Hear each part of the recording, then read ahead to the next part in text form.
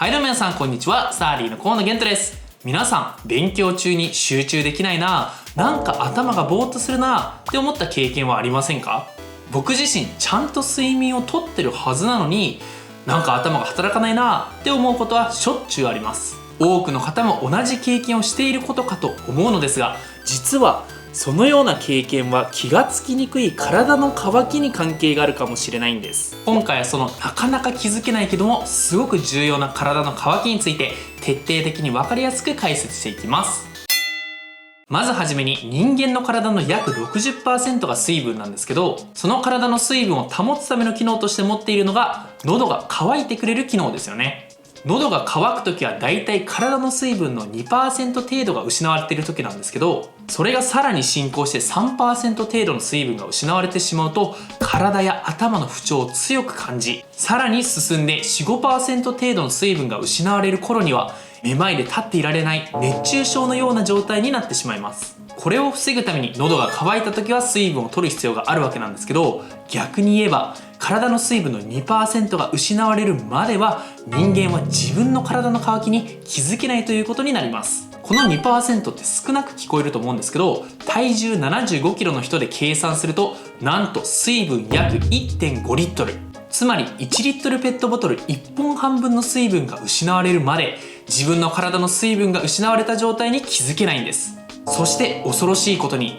そんな喉が渇く手前の軽度の体の渇きの段階ですら脳の機能が低下することが明らかになってるんです。例えばコネチカット大学では、体の水分が 1.5% 失われているグループと失われてないグループで様々な対象実験が行われたのですが、水分が 1.5% 失われるだけで集中力や記憶力の低下、疲労感などが観測されたんです。これが自分では気づけない体の渇きの怖いところで、喉が渇きを感じるレベルには達していないのに脳の働きが低下してしまっているということになるわけです。そのため喉が渇いていない状態でも水分補給が大事なケースがあるんですね。そんな時こそこちらのアクエリアスはいかがでしょうか。水分補給にぴったりで糖分やエネルギーも一緒に摂取できてしまう、そんな飲み物がこちらのアクエリアス。お気づきの方もいると思いますが、今回アクエリアスさんから案件をいただきました。ありがとうございます。このアクエリアスは運動中に飲むものというイメージがあると思うんですけど、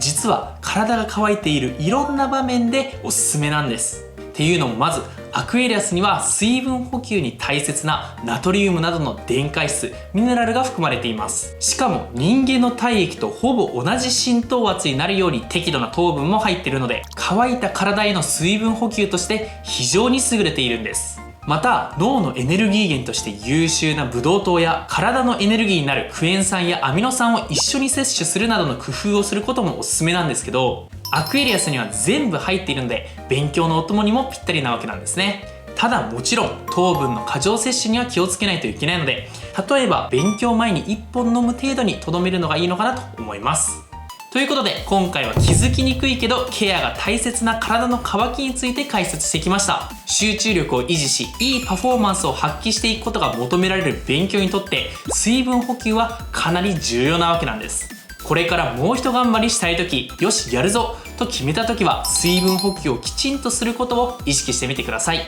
そして今回案件をいただきましたアクエリアスには本当にいろんな種類があるので、気になる方はぜひ概要欄からチェックしてみてください。